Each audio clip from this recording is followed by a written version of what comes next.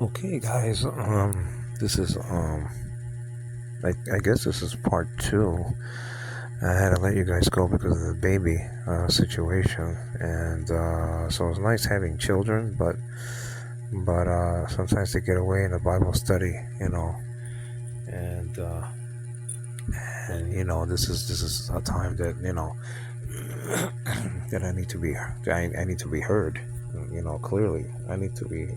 That's how you say it. I'm getting my English here in the Philippines. You understand what I'm saying? Clearly, because the thing is that we're talking about the Hebrew and things like that. But let's go to the NASB. Okay, let's do that. Now, can I get rid of some of the stuff on the bottom over here? It's annoying. Isn't that annoying? Some items and all this other mumbo jumbo. I wish I could get rid of that though. That's the only thing. It's a nice app, but you don't need to have things in the bottom like that, right? So that's just it. Let's go to the famous 26th verse. Okay. So verse 23 right there, verse 25. And so that's just the deal. This is 26 right here. Now remember the Hebrew word that we just saw. Okay, na or nah if you want. I hate that nah sound. It's so clumsy. But na ase. Na ase. Okay, na ase. What is na ase? Let us make. Now, in the Greek Septuagint, it is actually a subjunctive. It is not an imperative. Okay, one of the Trinity members did not command the others to make man. Okay, it's not a command. The Greek Septuagint, and when you look at is the mood of it's the mood of probably the possibility, the subjunctive. I might go to the store, I may go to the store, or whatever, if this, then that, processes and processes, So let's just read it anyway, without interruption. This is a famous verse of scripture that has to do with the Trinity. Now, we don't get the word three here, but we get it down the road. In Genesis chapter 18, you see the word shalosh there. Shalosh means three. Now, in the Greek Septuagint, okay, you have thrace with a tr, thrace, thrice, threes, but whatever. That's where you get the word tricycle and trifecta and triangle and trilogy and I don't know, trichotomy, if there's a word like that, or whatever the case may be. All right, so let's read this. And the page is nice and white, isn't it? Though it is nice and white, though. That's a blessing. This phone is really nice and bright. It's like there's a light right behind the page. Okay, it's pretty cool. Okay, this is a Galaxy. Samsung Galaxy. They even have Samsung Galaxies here in the Philippines. You understand what I'm saying? Verse 26. Then there's the NASB. Then God said. Okay, then God said, let us make man, and that's the Hebrew word Adam, in our image, according to our likeness. Okay. Now, 3 times it has our pronouns. I think, right? That's in the plural. Okay, so let's check. It's not only once. Okay, listen. The word a plural pronouns for God doesn't appear 4 times in the Bible. Okay, like somebody says, it appears 6 times in the Old Testament Hebrew Scriptures. 6 times. Okay, 6 times, not 4, because verse 26 and verse 26 has 3 of those times. It doesn't only have a one time. It's not only a one-time affair. You understand what I'm saying? Like what's on and recorded in the Hebrew words, nereda, min menu, and lalu.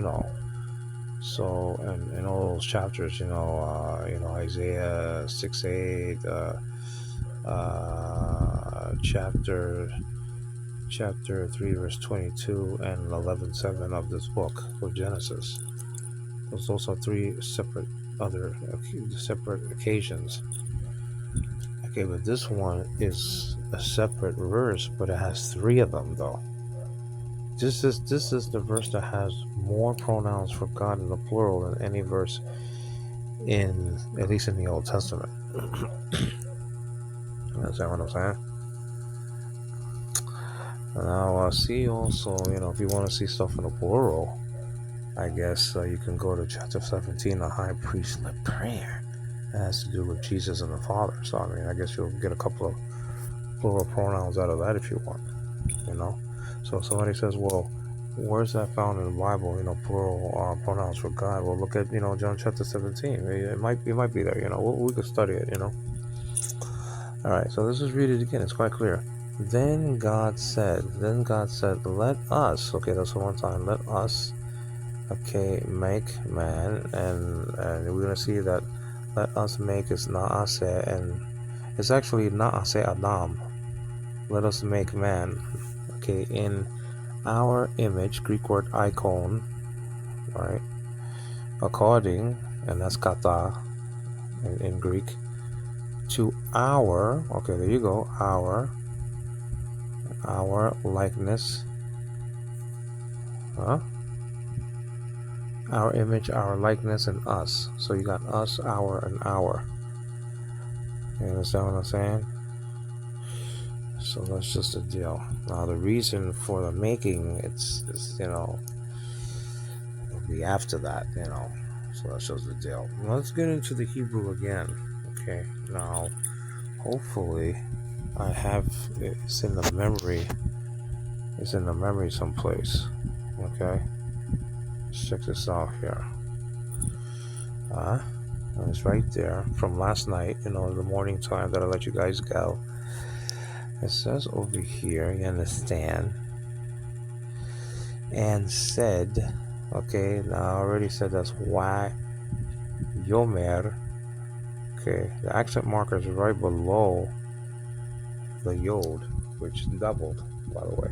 That's why you see two Y's there, because in Hebrew, a consonant, if they want to write two consonants, they have a choice. They could just write it out, I guess, right? If they really wanted to, or something could double. Now, meme and menu, we're gonna see that's gonna double as well. A couple of consonants. Okay, meme menu. It means man has become, quote, like us. Like us is meme menu. You understand? Well, let's continue because I don't want my baby to wake up so quickly. And it says God Elohim here. Now remember that the mem or the m here, okay? Now remember you read Hebrew from right to left. It's making this word plural, like susim means horses, cherubim and seraphim, those are the angels of fire, and cherubims, and that's in the plural. You see, so an M sounding letter in the end of a Hebrew word, at the end of a Hebrew word, can make a Hebrew word plural, like panim. Panim means faces or persons or person or whatever, right? Panim. You see panim a lot in the creation account. The face of the whatever, the face of the ocean or the face of the earth or whatever the case may be. You understand what I'm saying? So that's, the name Chadim, few, so seem to be panim, all these aims, so that's in the plural. So the word for God is in Hebrew, it's in the plural, not in the singular. It's not el, aleph and then the sere and then the alamed after that. It's not that. He could have easily put it a singular, version of the word for God, if you will. It appears one time in Hebrews 1:102. Why not over here? You understand what I'm saying? Alright, so it's just a deal. God, Elohim. Let us make na'aseh. We went through that already. Na'aseh. But let's just spell it out. You and I together. Nun, Okay, so that N is a noon. It's called noon, like good afternoon. And then you have the pathach underneath it. It's like a minus sign. That's an A class, like in the word hat. Don't make Hebrew so hard. What's hard for us is pronouncing this in a way that basically there's no difference between us and Jewish people speaking. That takes practice, though. My job is just to see the information, recognize the Hebrew letters, the Greek letters of these wonderful languages of the Bible, and present them to you. You know, I mean, I don't pretend to to pronounce Hebrew the way Jewish people do. I don't expect them to pronounce, if they don't know English or Spanish, because I speak both languages, to know my languages perfectly. Okay, I don't expect that from nobody. That's from another country. You understand what I'm saying? Like, for example, I see a lot of bad English sometimes. People, from people that are getting interviewed in TVN channel, ILTV, Israel reporting about the war in Gaza.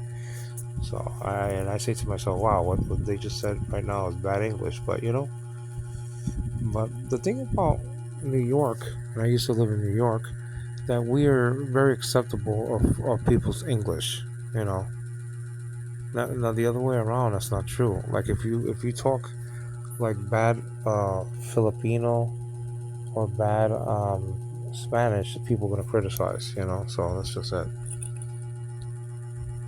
Anyway, let's just get back to this. Let us make na'aseh. So that's noon with the pathach, and then there's a Y-looking letter underneath the K in make, right? And that looks like a Y. It's not a Y. It's silent. It's a silent letter. One or two silent letters. It can make a sound though. Then underneath it, you have two sets of dots, and then that's called hatef, and then the pathach, which is a minus looking thing, is an A class, like in the word hat, so na'a. And then you have a W looking letter with a sort of dot to the upper left hand corner.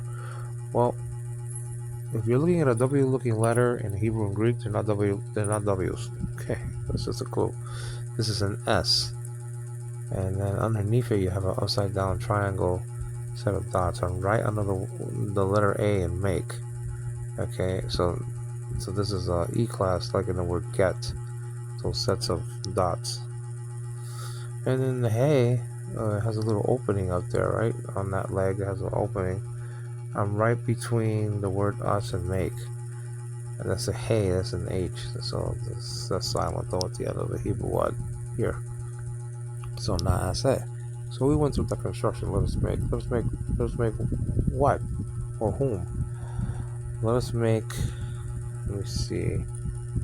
Now where's the word man? Oh, what, did I skip it or something? Or is it up though? Let's see, where's Adam here? Oh, that's right there, man. Man, that's in the singular. Okay. That's the nominative masculine singular, Adam. And that's Adam is my baby's waking up. Adam is spelled out Aleph with the commits, Dalet with the commits, and final Mem. Okay. Okay, so my baby's waking up, so I'm gonna have to make a part 3. Thank you.